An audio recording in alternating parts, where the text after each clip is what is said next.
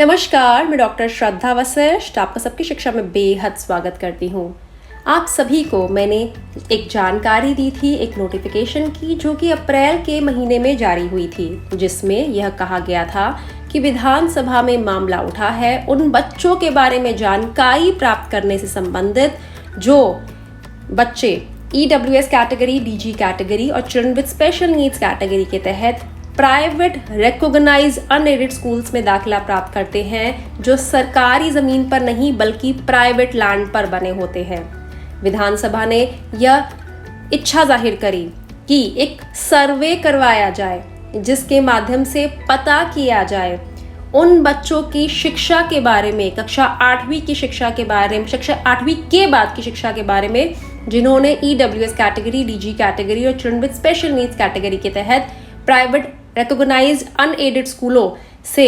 पढ़ाई करी, लेकिन वह स्कूल प्राइवेट लैंड पर बने हैं। प्राइवेट लैंड यानी किसी की लैंड पर, वह सरकारी लैंड पर नहीं है। तो इसके बाद दिल्ली के शिक्षा विभाग ने DDEs डिस्ट्रिक्ट को यह आदेश दिए कि वह जानकारी प्राप्त करे इससे संबंधित और उन्हें वह जानकारी जमा करवाए। अब इसके संबंध में एक और नोटिफिकेशन जारी हुई मई के महीने में, जिसमें फिर से इस बात को याद दिलाया गया कि वह सभी बच्चे जो प्राइवेट अनएडेड रिकॉग्नाइज्ड स्कूलों से RT के माध्यम से नर्सरी, KG या पहली कक्षा में जिनका दाखिला हुआ EWS कैटेगरी, DG कैटेगरी या children with special needs category के तहत, और ये जो स्कूल हैं ये प्राइवेट लैंड पर बने हैं, किसी की अपनी लैंड पर बने हैं, वह सरकारी लैंड पर, गवर्नमेंट लैंड पर नहीं बने हैं। तो ऐसे में उन बच्चों के शिक्षा का स्टेटस, यानी कि ऐसे में उन बच्चों की पढ़ाई का क्या हुआ कक्षा 8वीं के बाद, वह कौन से स्कूलों में गए या फिर कैसे उन्होंने पढ़ाई करी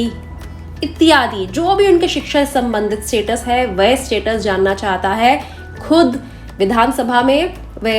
उन्होंने एक सर्वे मांगा है, इसीलिए दिल्ली का शिक्षा विभाग DD डिस्ट्रिक्ट्स को कह रहा है कि इसके संबंध में जानकारी प्राप्त करके हमें जमा करवाए, क्योंकि जब ये नोटिफिकेशन जारी करी तब तक DDs डिस्ट्रिक्ट ने यह जानकारी पूरी तरीके से DOE को नहीं दी थी। तो DOE ने फिर से कहा है कि आपका जो जवाब है, आपका जो रिस्पॉन्स है, हम उसका फिर से इंतजार कर रहे हैं। आपको हम फिर से कहते हैं कि प्राइवेट रिकॉग्नाइज अनएडेड स्कूल्स जो प्राइवेट लैंड पर बने हैं, उनका सर्वे हमें करवा के दीजिए, उनकी हमें जानकारी दीजिए कि उनमें पढ़ रहे वह बच्चे जिनका समय समय पर अलग अलग साल EWS कैटेगरी, DG कैटेगरी और children with special needs category के तहत दाखिला हुआ, उनमें कक्षा 8वीं पूरी करने के बाद उन बच्चों के आगे का एजुकेशनल स्टेटस क्या है। सीधी सी बात है, कहीं ना कहीं सभी, चाहे वह DOE के लेवल पर है, चाहे वह सरकार के लेवल पर है, वह जानना चाहते हैं, वह कहीं ना कहीं इच्छुक है और वह कहीं ना कहीं चिंतित भी है उन बच्चों के लिए जो EWS कैटेगरी, DG कैटेगरी और children with special needs category के तहत दाखिला प्राप्त करते हैं। अगर हम बात करते हैं उन बच्चों की जो सरकारी ज़मीन पर बने स्कूलों में दाखिला प्राप्त करते हैं, ऐसे में उन बच्चों को तो कहीं ना कहीं सरकार कहती है कि हम 12वीं तक दिल्ली में सरकारी ज़मीन पर बने स्कूलों में पढ़ाई करवाएंगे, तभी EWS फ्रीशिप कैटेगरी के तहत 9वीं के भी फॉर्म निकलते हैं। कई स्कूल सरकार की ये बात सुनते हैं, हालांकि कई स्कूल ऐसे भी हैं जो 8वीं के बाद बच्चों को तंग करते हैं। लेकिन जो स्कूल सरकारी ज़मीन पर नहीं बने हैं, प्राइवेट लैंड पर बने हैं और वहाँ पर RT के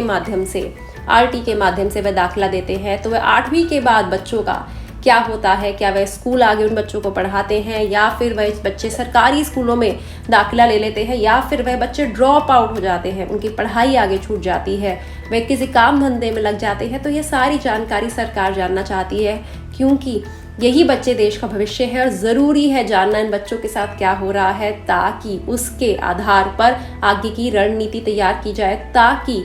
बच्चों की पढ़ाई को बेहतर तरीके से बच्चों तक पहुँचाया जाए। उम्मीद करती हूँ उस जानकारी से आपको लाभ होगा। मुझे डॉक्टर श्रद्धा वशिष्ठ को इजाज़त दीजिए। नमस्कार।